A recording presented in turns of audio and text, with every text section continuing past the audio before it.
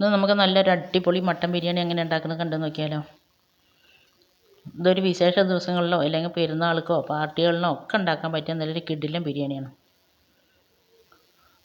ഇത് എത്ര cooking അറിയാത്തവർക്കും easy ആയിട്ട് ഉണ്ടാക്കാൻ പറ്റുന്ന രൂപത്തിലാണ് ഞാൻ ഉണ്ടാക്കുന്നത്. എല്ലാം വിശദമായിട്ട് ഞാൻ അതിൽ പറയുന്നുണ്ട്. നിങ്ങൾ വീഡിയോ മുഴുവനായിട്ടും സ്കിപ്പ് ചെയ്യാതെ ഒന്ന് കാണും. നിങ്ങൾ വീഡിയോ സ്കിപ്പ് ചെയ്യുമ്പോൾ പലതും ഇതൊന്നും മിസ്സാകും. അതുകൊണ്ടാണ് നിങ്ങൾക്ക് പിന്നെയും സംശയം ഉണ്ടായിട്ട് ബിരിയാണിയുടെ അടിയിൽ വന്നിട്ട് ഓരോരോ സംശയം ചോദിക്കുന്നത്.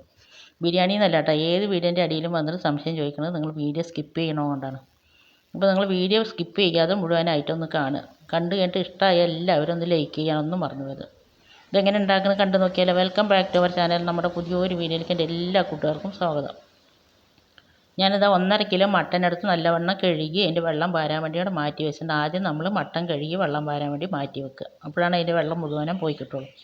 പിന്നെ നമ്മൾ അതിലേക്ക് വേണ്ടിയിട്ടുള്ള സാധനങ്ങളൊക്കെ ഞാൻ എടുത്ത് വെച്ചിട്ടുണ്ട്. ഞാൻ 3 കൂട് വെളുത്തുള്ളി എടുത്തിട്ടുണ്ട്. എരിവിന് നമ്മൾ പച്ചമുളക് ഇടുന്നത് 10 പച്ചമുളക് ഞാൻ എടുത്തിട്ട് നല്ല എരിവുള്ള പച്ചമുളകാണ്. പിന്നെ ഇതായി ഈ ഒരു കളറുള്ള ഇഞ്ചി എടുത്തിട്ടുണ്ട്. ഇതൊക്കെ തോലൊക്കെ കളഞ്ഞതിന് ശേഷം കഴുകി ഞാനത് ചായച്ചെടുത്തിട്ടുണ്ട്.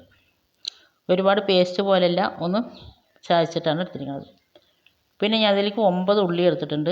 അത് വലുതും ചെറുതും ഒക്കെ പാടായിട്ടാണ് കേട്ടോ. 800 ഗ്രാം ഉള്ളിയുണ്ട്. അതിലേക്ക് ഞാൻ സെപ്പറേറ്റ് ഒരു ഉള്ളി വെച്ചിട്ട് നമുക്ക് ചോറിലേക്ക് വേണ്ടിയിട്ടാണ്. ഉള്ളി കനല്ലാതെ അരിഞ്ഞതിന് ശേഷം അത് ഇതേപോലെ ഇതളായിട്ടൊന്ന് ആക്കിയിടുക കേട്ടോ. അപ്പോഴാണ് നമ്മൾ ഉള്ളി ഒരേപോലെ പൊരിഞ്ഞ് കിട്ടുള്ളൂ. നമ്മളിത് പൊരിച്ചെടുക്കാൻ പോവുകയാണ്.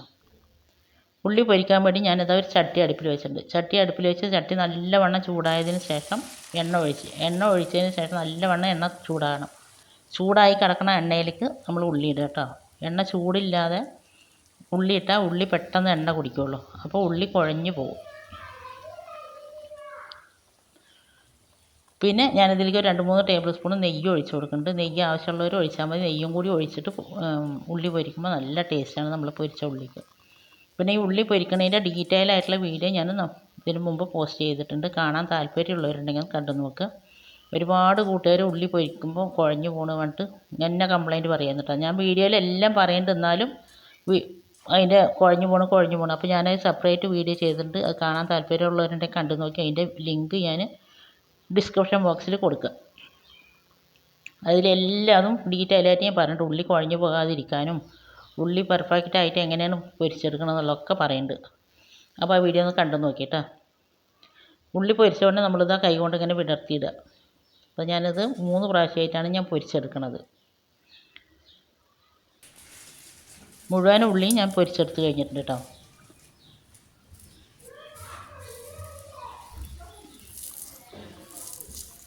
നമ്മളിതിങ്ങനെ കൈ കൊണ്ട് പൊടിച്ചാൽ പൊടിഞ്ഞ് കിട്ടണം. ഇത് ഇങ്ങനെ ആക്കി വെച്ചിട്ട് പറഞ്ഞാൽ ഒരിക്കലും കുഴഞ്ഞു പോകില്ല. അപ്പോൾ നമ്മൾ പൊരിച്ചെടുത്ത ഉള്ളി മുഴുവനായിട്ട് ചൂടാറിയിട്ടുണ്ട്. ചൂടാറിയതിന് ശേഷം ഞാൻ ഇതിൽ നിന്ന് കുറച്ച് ഉള്ളി അവിടെ മാറ്റി വെക്കുന്നുണ്ട് കേട്ടോ, നമുക്ക് ദമ്മിടാൻ വേണ്ടിയിട്ട്. ഉള്ളി പൊരിക്കണ ഒരു പണി മാത്രമേ ഉള്ളൂ ഈ ബിരിയാണി ഉണ്ടാക്കാൻ. ഇത് നിങ്ങൾക്ക് തലേ ദിവസം വേണമെങ്കിൽ ഇങ്ങനെ ഉള്ളി പൊരിച്ചിട്ട് ഫ്രിഡ്ജിൽ വെക്കാം കേട്ടോ. ഫ്രീസറിലല്ല, ഫ്രിഡ്ജിൽ ഡപ്പിയിലാക്കിയിട്ട് ഫ്രിഡ്ജിൽ വെക്കാം. പിറ്റേ ദിവസം ബിരിയാണി ഉണ്ടാക്കാൻ എടുത്താലും മതി. അപ്പോൾ ഞാൻ അതിന് കുറച്ച് ഭാഗം മാറ്റി വെച്ചിട്ട് ബാക്കി 3/4 ഭാഗം ഞാൻ അവിടെ വെച്ചിട്ടുണ്ട്. നമ്മളിതാ കഴുകി വെള്ളമൊക്കെ വാരണം മട്ടനെ ഞാൻ ചട്ടിയിലേക്ക് ഇട്ട് വെച്ചിട്ടുണ്ട്. ഞാനൊരു മീഡിയം പീസാക്കിയിട്ടാണ് വാങ്ങിയിട്ട് കേട്ടോ. മട്ടന് പറയുമ്പോൾ പിന്നെ എല്ലിൻ്റെ അല്ല അധികം ഉണ്ടാവുള്ളൂ. എല്ലും നെയ്യും ഒക്കെ ഉണ്ട്, എല്ലാം പടമുള്ള കേട്ടോ. പിന്നെ നമ്മൾ ഉള്ളി ഒന്ന് കൈ കൊണ്ട് ഒന്ന് ജസ്റ്റ് ഒന്ന് പൊടിച്ചിട്ടുള്ളൂ കേട്ടോ. ഒരുപാട് പൊടിച്ചതായിട്ടൊന്നുമില്ല, ഒന്ന് പൊടിച്ച് ഞാൻ ഇടുന്നുണ്ട്. നമ്മൾ ഫ്രൈ ചെയ്ത് വെച്ചാൽ മുഴുവൻ ഉള്ളി ഞാൻ 8 ഉള്ളി ഞാൻ ഇതിലേക്ക് ഇട്ടിട്ടുണ്ട്. ഒരു ഉള്ളി ഞാൻ അവിടെ വറുത്തത് മാറ്റി വെച്ചിട്ടുണ്ട്. പൊരിച്ച ഉള്ളി ഇട്ടതിന് ശേഷം 4 തക്കാളിയാണ്. ഇതിൻ്റെ ഇടയിൽ ഞാൻ ഈ സാധനങ്ങൾ കാണിക്കണത് പിന്നെ എഴുതിയിട്ടുണ്ടെങ്കിൽ നിങ്ങൾ എത്ര ഇട്ട് എന്താണ് ചോദിക്കുക. അപ്പോൾ അതുകൊണ്ടാണ് സാധനങ്ങൾ തന്നെ ഇതിൻ്റെ ഇടയിൽ കാണിച്ചു വരുന്നത്. പിന്നെ അതിലേക്ക് ഞാൻ കുറച്ച് മല്ലിയില ഇട്ട് കൊടുക്കുന്നുണ്ട്. 1 ടേബിൾ സ്പൂൺ കുരുമുളകിൻ്റെ പൊടി ഇട്ട് കൊടുക്കുന്നുണ്ട്. പിന്നെ 2 ടേബിൾ സ്പൂൺ ഗരം മസാലൻ്റെ പൗഡർ ഇട്ട് കൊടുക്കുന്നുണ്ട്. ടേബിൾ സ്പൂൺ അല്ല കേട്ടോ, ടീസ്പൂൺ ഇട്ട് കൊടുക്കും ഗരം മസാല. കുരുമുളക് പൊടി 1 ടേബിൾ സ്പൂൺ. പിന്നെ ആവശ്യത്തിനുള്ള ഉപ്പ് ഇട്ട് കൊടുക്കുന്നുണ്ട്. ഒരുപാട് പുളിയില്ലാത്ത തൈര് ഞാൻ 1/2 കപ്പ് ഒഴിച്ച് കൊടുക്കുന്നുണ്ട്. ഞാനിത് ഒരു 1.5 കപ്പ് മട്ടനിലേക്കുള്ളതാണ് മസാല പറയണത്. നിങ്ങളിതിൽ കുറവ് എടുക്കണമെന്ന് വെച്ചാൽ കുറവെടുത്താൽ മതി. സാധനങ്ങളൊക്കെ കുറവാക്കി എടുക്കുക. പിന്നെ അതിലേക്ക് 1 ടേബിൾ സ്പൂൺ നാരങ്ങ നീര് ഒഴിച്ചിട്ടുണ്ട്, കുറച്ച് പുതിന ഇല ഇട്ടിട്ടുണ്ട്. ഇനി ഇത് നല്ലവണ്ണം നമുക്ക് കൈ കൊണ്ടൊന്ന് മിക്സാക്കി എടുക്കണം. ഈ സമയം നിങ്ങൾക്ക് എൻ്റെ വീഡിയോ കണ്ടിട്ട് ഇഷ്ടമാകുകയെന്നുണ്ടെങ്കിൽ വീഡിയോയ്ക്ക് എല്ലാവരും ഒന്ന് ലൈക്ക് ചെയ്യാനൊന്നും മറന്നു പോകരുത് കേട്ടോ. പിന്നെ നമ്മളത് തോലൊക്കെ കളഞ്ഞ് കഴുകിയതിന് ശേഷം വെച്ച ഇഞ്ചിയും വെളുത്തുള്ളിയും പച്ചമുളകും പാടെ നല്ല വണ്ണം ഒന്ന് ചായച്ചെടുത്തെന്ന് പറഞ്ഞില്ലേ, അത് ഞാൻ ഇതിലേക്ക് ഇട്ട് കൊടുക്കുന്നുണ്ട്. അതിന് 1 ടീസ്പൂൺ ഞാനവിടെ മാറ്റി വെച്ചിട്ടുണ്ട് കേട്ടോ. അത് നമുക്ക് ആവശ്യമുണ്ട്. അത് പിന്നെ എന്തിനാണെന്നുള്ളത് പിന്നെ പറയാം. അതിന് ശേഷം ഇത് കൈ കൊണ്ട് നല്ലവണ്ണം ഒന്ന് മിക്സാക്കി എടുക്കുക. അപ്പോൾ നല്ലവണ്ണം മിക്സ് ആക്കിയതിന് ശേഷം നമ്മൾ ഉള്ളി വറുത്ത എണ്ണയല്ലേ, എണ്ണയും നെയ്യും പാടുള്ളതാണ്, അതൊരു 3 ടീസ്പൂൺ ഞാനിതിലേക്ക് ഒഴിച്ച് കൊടുക്കുന്നുണ്ട്.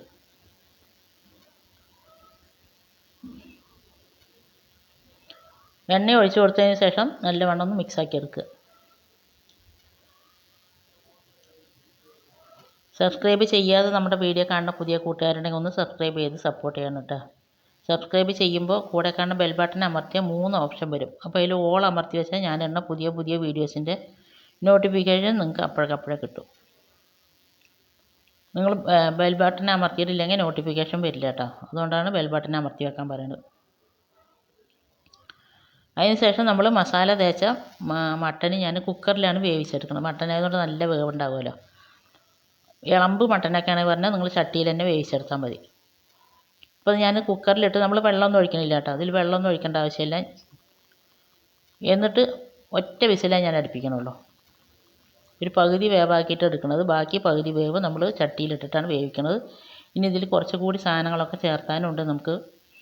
അപ്പോൾ അത് വിസിൽ വരട്ടെ. ഒരു വിസിൽ വന്നതിന് ശേഷം ഞാൻ ഫ്ലെയിം ഓഫാക്കും. ഫ്ലെയിം ഓഫാക്കിയതിന് ശേഷം ഇതിൻ്റെ പ്രഷർ മുഴുവനും പോയതിന് ശേഷം മാത്രം കുക്കർ തുറന്നാൽ മതി. പ്രഷർ പോണ സമയം കൊണ്ട് നമുക്കിതിലേക്കുള്ള ബാക്കിയുള്ള ചേരുവൊക്കെ ഒന്ന് റെഡിയാക്കി എടുക്കാം. അതിനിതാ ഞാൻ അരി എടുക്കുന്നുണ്ട്.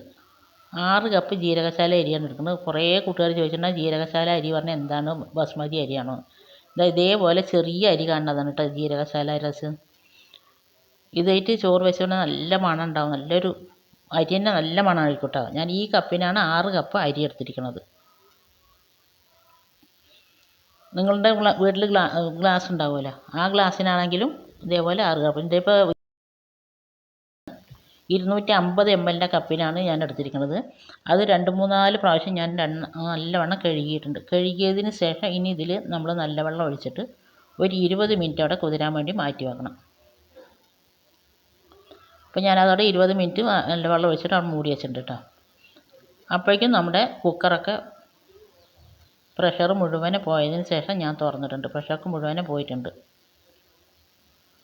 ഇതപ്പോൾ നമ്മളിട്ട ഉള്ളിയും തക്കാളിയും എല്ലാം നല്ലവണ്ണം വെന്ത് വന്നിട്ടുണ്ട് കേട്ടോ. നമ്മളിതൊക്കെ വഴറ്റാണ്ടാണ്, ഇതിൽ പച്ചക്കാണ് ഇട്ടത്, എന്നാലും എല്ലാം നല്ല വെന്ത് സോഫ്റ്റായി വന്നിട്ടുണ്ട്. ഇനി നമുക്ക് മസാല ഉണ്ടാക്കാൻ വേണ്ടി ഞാൻ വലിയൊരു ചട്ടിയാണ് അടുപ്പിൽ വെക്കുന്നത്. അതിലേക്ക് നമ്മൾ വേവിച്ച് വെച്ച മട്ടൻ മുഴുവനായിട്ട് ഞാൻ ഇട്ട് കൊടുത്തിട്ടുണ്ട്. ഇട്ട് കൊടുത്തിട്ട് ഫ്ലെയിം ഓൺ ആക്കിയിട്ടുണ്ട്. പിന്നെ അതിലേക്ക് നോക്കിയാൽ കുറച്ച് എരിവിൻ്റെ കമ്മി ഉണ്ടായിരുന്നു. അപ്പോൾ ഞാൻ 1 ടേബിൾ സ്പൂണും കൂടി കുരുമുളകിൻ്റെ പൊടി ഇട്ട് കൊടുത്തിട്ടുണ്ട്. ഞാനിതിലേക്ക് മഞ്ഞൾപ്പൊടിയോ മുളക് പൊടിയോ ഒന്നും ഇടുന്നില്ല. നമ്മൾ എരിവിന് വേണ്ടിയിട്ട് കുരുമുളകും പച്ചമുളകും മാത്രമാണ് ഇടുന്നത്. പിന്നെ ഇതിൻ്റെ ടേസ്റ്റ് കൂട്ടാൻ വേണ്ടിയിട്ട് ഞാനൊരു 3/4 കപ്പ് തേങ്ങാപ്പാൽ, കട്ടിയുള്ള തേങ്ങാപ്പാലാണ്, അതും ഒഴിച്ച് കൊടുക്കുന്നുണ്ട്. അതും ഒഴിച്ച് കൊടുത്തതിന് ശേഷം നല്ലവണ്ണം ഇളക്കിയിട്ട് ഇതിൽ ഉപ്പോ മുളകൊക്കെ ഉണ്ടെങ്കിൽ ചെക്ക് ചെയ്യുക. അപ്പോൾ ഞാൻ നോക്കിയപ്പോൾ കുറച്ച് ഉപ്പിൻ്റെ കുറവുണ്ടായിരുന്നു. അപ്പോൾ കുറച്ച് ഉപ്പ് ഞാൻ ഇട്ട് കൊടുത്തിട്ടുണ്ട്. എന്നിട്ട് ഇത് ഒരു മീഡിയം ഫ്ലെയിമിലിട്ടിട്ട് നമുക്കിത് വേവിച്ചെടുക്കണം. ഇനി ബാക്കിയുള്ള വേവ് മുഴുവൻ ഈ വെള്ളത്തിൽ കിടന്നിട്ട് ഇത് വെന്ത് കിട്ടണം. ഹൈ ഫ്ലെയിമിൽ ഇടരുത്. ഹൈ ഫ്ലെയിമിൽ ഇട്ട് പറഞ്ഞാൽ പെട്ടെന്ന് ഇതിൻ്റെ വെള്ളം പറ്റിപ്പോകും. അപ്പോൾ മട്ടൻ വെന്ത് കിട്ടില്ല. ഒരു മീഡിയം ഫ്ലെയിമിലിട്ടിട്ട് ഞാനവിടെ അടച്ച് വെച്ചിട്ടുണ്ട്. അപ്പോൾ അത് നല്ലവണ്ണം വേകട്ടെ. ഇനി അതിലേക്ക് ഇടയ്ക്കൊന്ന് ഇളക്കി കൊടുത്താൽ മതി കേട്ടോ. ആ സമയം കൊണ്ട് നമ്മളിതാ 20 മിനിറ്റ് കഴിഞ്ഞിട്ടുണ്ട്. അരിയൊക്കെ കുതിർന്നിട്ടുണ്ട്. അതിന് ശേഷം വെള്ളം ഡ്രെയിൻ ചെയ്യാൻ വെച്ചിട്ടുണ്ടായിരുന്നു. അരിപ്പയിലേക്ക് കൊട്ടി വെച്ചിട്ടുണ്ട്. ഇനി ഇതിൻ്റെ വെള്ളം മുഴുവനും പോട്ടെ. നമ്മൾ ചോറ് വെക്കാൻ തുടങ്ങുന്നതിന് മുമ്പ് തന്നെ വെള്ളം വരാൻ വേണ്ടി വെക്കണം കേട്ടോ. അതിന് ശേഷം ഇനി ചോറ് വെക്കാൻ വേണ്ടി ഞാനൊരു ചട്ടി വെച്ചിട്ടുണ്ട്. ചട്ടി നല്ലപോലെ ചൂടായതിന് ശേഷം അതിലേക്ക് ഒരു 3 ടേബിൾ സ്പൂൺ നെയ്യ് ഒഴിച്ച് കൊടുക്കുന്നുണ്ട്. ഇതിപ്പോൾ ഞാൻ കുറേ പ്രാവശ്യം ഒഴിക്കണമെന്ന് വിചാരിക്കേണ്ട. ഞാനത് ചെറിയ സ്പൂണാണ് കേട്ടോ, ടീസ്പൂണായിട്ടാണ് ഒഴിക്കുന്നത്. അതുകൊണ്ടാണ് 3 ടേബിൾ സ്പൂൺ നെയ്യാണ് ഒഴിച്ച് കൊടുത്തിരിക്കുന്നത്. പിന്നെ നമ്മൾ ഉള്ളി വറുത്തതിലത്തെ നെയ്യും എണ്ണയും പാടുള്ള അതും 1 ടീസ്പൂൺ ഒഴിച്ച് കൊടുക്കുന്നുണ്ട്. അത് നല്ലപോലെ ചൂടായതിന് ശേഷം ഒരു 6 ഗ്രാമ്പു 6 ഏലക്ക ഒരു പട്ടനെ 2-3 പീസാക്കിയിട്ട് അതും ഇട്ട് കൊടുക്കുന്നുണ്ട്. അത് ഇട്ട് കൊടുത്തതിന് ശേഷം അതിൻ്റെ നല്ലപോലെ ഒന്ന് ഫ്ലേവർ വരും. ആ സമയത്ത് നമ്മളിതിലേക്ക് ഒരു മീഡിയം സൈസ് ഉള്ളി അരിഞ്ഞിട്ട് കൊടുക്കുന്നുണ്ട്. വലിയ ഉള്ളിയാണെങ്കിൽ പകുതി ഇട്ട് കൊടുത്താൽ മതി. മീഡിയം സൈസ് ഉള്ളി ആയതുകൊണ്ട് ഞാനൊന്ന് മുഴുവൻ ഇട്ട് കൊടുത്തിട്ടുണ്ട്. ഉള്ളി ഒന്ന് വഴന്ന് വന്ന സമയം കൊണ്ട് ഞാനതിലേക്ക് കുറച്ച് മല്ലിയിലയും പുതിനയിലയും പാടെ ഇട്ട് കൊടുത്തിട്ടുണ്ട്. ആവശ്യമുണ്ടെങ്കിൽ മാത്രം ഇട്ട് കൊടുത്താൽ മതി. അത് ഇട്ട് കൊടുക്കുമ്പോൾ നമ്മുടെ ചോറിന് നല്ലൊരു ഫ്ലേവർ ഉണ്ടാവും. അതൊന്ന് വഴറ്റിയതിന് ശേഷം പിന്നെ ഞാൻ അതിലേക്ക് 6 കപ്പ് അരിയല്ലേ നമ്മൾ എടുത്തിരിക്കുന്നത്, അതിനനുസരിച്ച് 9 കപ്പ് വെള്ളം ഒഴിച്ച് കൊടുക്കുന്നുണ്ട്. പിന്നെ നമ്മൾ ചോറിന് ആവശ്യമായിട്ടുള്ള ഉപ്പ് ഇട്ട് കൊടുക്കുന്നുണ്ട്. ഈ കപ്പിനാണ് ഞാൻ 6 കപ്പ് അരി എടുത്തിരിക്കുന്നത്. അതേ കപ്പിന് തന്നെയാണ് 9 കപ്പ് വെള്ളം ഞാൻ ഒഴിച്ചിരിക്കുന്നത്. 1 കപ്പ് അരിക്ക് 1.5 കപ്പ് വെള്ളം എന്നുള്ള കണക്കിനാണ് ഒഴിച്ച് കൊടുക്കുക. പിന്നെ ഉപ്പ് ഇടുമ്പോൾ നമ്മൾ വെള്ളത്തിലൊന്ന് കുറച്ച് ഉപ്പൊന്ന് കഴിക്കണ പോലെ തോന്നണം കേട്ടോ. അപ്പോഴാണ് ചോറിൽ കറക്റ്റായിട്ട് ഉപ്പ് ഉണ്ടാവുള്ളൂ. വെള്ളം ഒഴിച്ചതിന് എന്നിട്ട് നമ്മൾ മൂടി വയ്ക്കുക. ഹൈ ഫ്ലെയിമിൽ തന്നെ ഇടുക. ഹൈ ഫ്ലെയിമിൽ ഇട്ടിട്ട് പെട്ടെന്ന് തന്നെ വെള്ളം തിളച്ച് വരും. തിളച്ച് വരുന്ന സമയം കൊണ്ട് തിളച്ച് വന്ന സമയത്ത് നമുക്ക് തുറന്നിട്ട് അതിൽ അരി ഇട്ട് കൊടുക്കുക. അരി ഇടുമ്പോൾ അരിയിൽ ഒരു പൊട്ട് വെള്ളം ഉണ്ടാകരുത് കേട്ടോ. അരിയിലും വെള്ളം ഉണ്ടെങ്കിൽ നമ്മുടെ ചോറ് വെന്ത് കുഴഞ്ഞു പോകുള്ളൂ. അരി ഇട്ട് കൊടുത്തതിന് ശേഷം നല്ലവണ്ണം ഒന്ന് ഇളക്കി കൊടുക്കുക. ഇളക്കി കൊടുത്തതിന് ശേഷം പിന്നെ അത് വലിയൊരു നാരങ്ങൻ്റെ ഒരു മൂടി നാരങ്ങൻ്റെ നീരാണ് കേട്ടോ. 1 ടേബിൾ സ്പൂൺ നാരങ്ങ നീര് ഒഴിച്ച് കൊടുക്കുന്നുണ്ട്. 1 ടീസ്പൂൺ നമ്മൾ അരച്ച ഇഞ്ചി വെളുത്തുള്ളി പേസ്റ്റ്, ഇഞ്ചി വെളുത്തുള്ളി പച്ചമുളകും പാടുള്ള പേസ്റ്റിൽ നിന്ന് 1 ടീസ്പൂൺ ഞാൻ ഇട്ട് കൊടുക്കുന്നുണ്ട്. നമ്മൾ നാരങ്ങ നീര് ഒഴിക്കുമ്പോൾ ചോറ് ഒന്നും മുട്ടാതെ കുഴഞ്ഞു പോകാതെ കിട്ടും. അതിന് വേണ്ടിയിട്ടാണ് നാരങ്ങ നീര് ഒഴിച്ച് കൊടുക്കുന്നത്. പിന്നെ ഇഞ്ചി വെളുത്തുള്ളിൻ്റെ പേസ്റ്റ് ഇട്ട് കൊടുക്കുന്നത് ചോറ് നല്ലൊരു ഫ്ലേവറും ഉണ്ടാവും, കഴിക്കുമ്പോൾ നല്ല ടേസ്റ്റും ഉണ്ടാവും. അതെല്ലാം ഇട്ട് കൊടുത്ത് നല്ലവണ്ണം ഇളക്കിയതിന് ശേഷം അടച്ച് വെച്ച് ഒരു 3 മിനിറ്റ് ഹൈ ഫ്ലെയിമിൽ തന്നെയാണ്. 3 മിനിറ്റ് കഴിഞ്ഞിട്ട് തുറന്നിട്ട് നല്ലവണ്ണം ഒന്ന് ഇളക്കി കൊടുക്കുക. ഒന്നും കൂടി ഇളക്കി കൊടുക്കുക. അപ്പോൾ അതാ ചോറും അരിയും വെള്ളവും പാടെ ഒപ്പം ലെവലായിട്ടുണ്ട്. ഇനി നല്ലവണ്ണം ഒന്ന് ഇളക്കിയതിന് ശേഷം ഇത്ര നേരം ഹൈ ഫ്ലെയിമിലായിരുന്നു. ഇനി നമ്മളിത് വെക്കാൻ പോണത് ഏറ്റവും ലോ ഫ്ലെയിമിലാണ് കേട്ടോ. ഇനി ഹൈ ഫ്ലെയിമിൽ വെക്കരുത്. ഹൈ ഫ്ലെയിമിൽ വെച്ച് കഴിഞ്ഞാൽ പെട്ടെന്ന് വെള്ളം പറ്റിയിട്ട് അരി വെന്ത് കിട്ടില്ല. അപ്പോൾ തുറന്നിട്ട് പെട്ടെന്ന് ഇളക്കി അത് ഒന്ന് ഒതുക്കി വെച്ചതിന് ശേഷം അടച്ച് വെച്ചിട്ട് ആവി പൊട്ടുപോലും പുറത്ത് പോകരുത്. ആവി പുറത്ത് പോയി പറഞ്ഞാൽ അരി വേകില്ല. ആവി പുറത്ത് പോകാത്ത രൂപത്തിലുള്ള ഒരു തട്ടും കൊണ്ട് അടച്ച് വയ്ക്കും. അതിന് ശേഷം ഒരു 7 മിനിറ്റ് ലോ ഫ്ലെയിമിൽ വെക്കുക. ലോ ഫ്ലെയിമിൽ വെക്കുമ്പോൾ നമ്മുടെ ചോറ് കറക്റ്റായിട്ട് വെന്ത് കിട്ടും. എനിക്ക് അങ്ങനെയാണ് കേട്ടോ. പിന്നെ നമ്മൾ ഓരോരുത്തരും എടുക്കുന്ന അരിൻ്റെ വ്യത്യാസം ഉണ്ടാവും. ചോറ് വേകണതിനും വെള്ളത്തിൻ്റെ ഒക്കെ കണക്ക്. ഉണക്കമുള്ള അരിയാണെങ്കിൽ 1.5 കപ്പ് പോരായിരിക്കും, 2 കപ്പ് വേണ്ടി വരും. അത് നിങ്ങൾ നോക്കിയിട്ട് നിങ്ങൾ എടുക്കുന്ന അരിക്കനുസരിച്ചിട്ട് വെള്ളം വെക്കുക. അപ്പോൾ അതൊരു 7 മിനിറ്റ് കഴിഞ്ഞു. ഞാൻ ഫ്ലെയിം ഓഫാക്കി തുറന്ന് നോക്കിയിട്ടുണ്ട്. നല്ലപോലെ കറക്റ്റായിട്ടുണ്ട് വേവ്.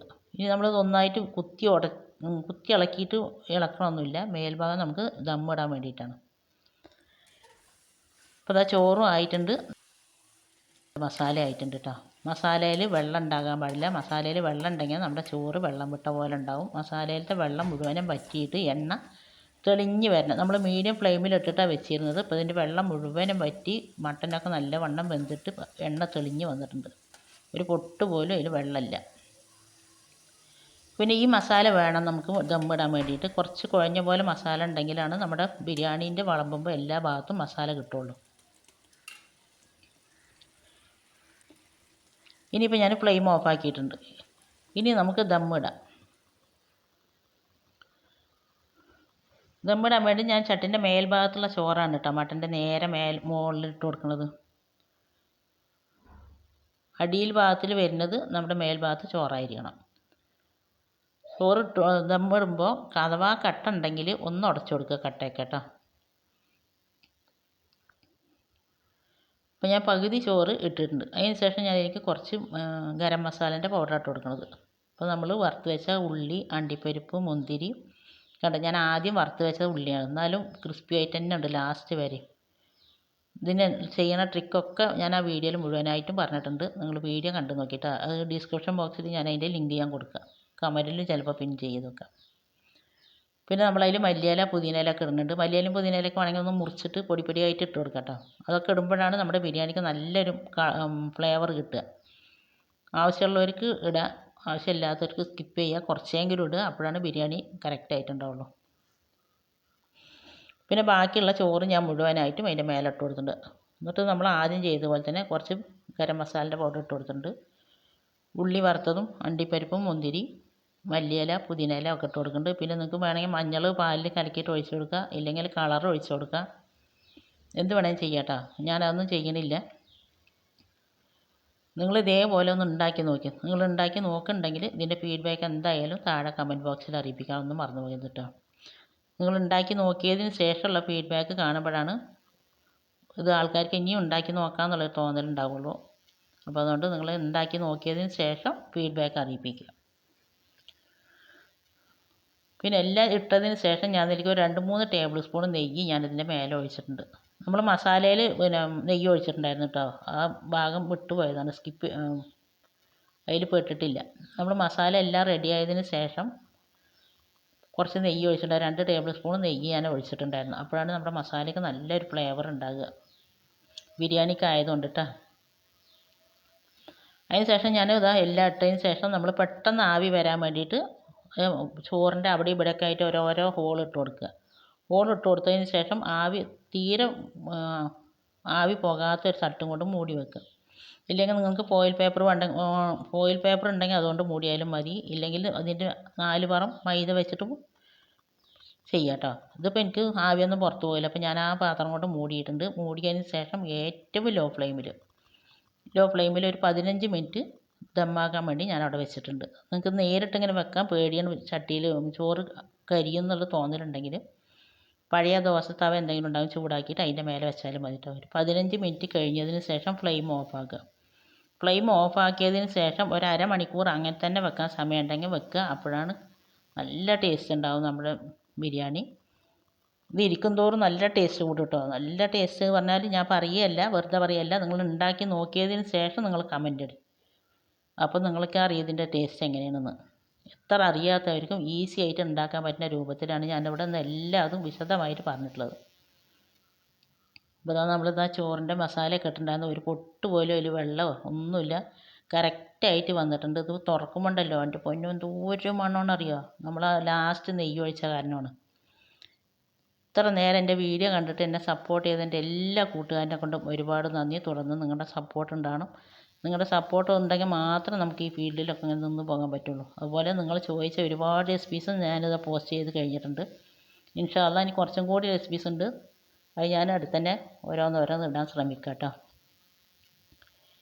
ഈ റെസിപ്പി നിങ്ങൾക്ക് ഇഷ്ടമായാൽ നിങ്ങളെല്ലാവരും ഉണ്ടാക്കി നോക്കുക. ഉണ്ടാക്കി നോക്കിയതിന് ശേഷം ഫീഡ്ബാക്ക് അറിയിപ്പിക്കുക. പിന്നെ നിങ്ങളുടെ ഫ്രണ്ട്സ് ആൻഡ് ഫാമിലി ഗ്രൂപ്പിലേക്കൊന്ന് ഷെയർ ചെയ്ത് കൊടുത്ത് നമ്മളൊന്ന് സപ്പോർട്ട് ചെയ്യുക.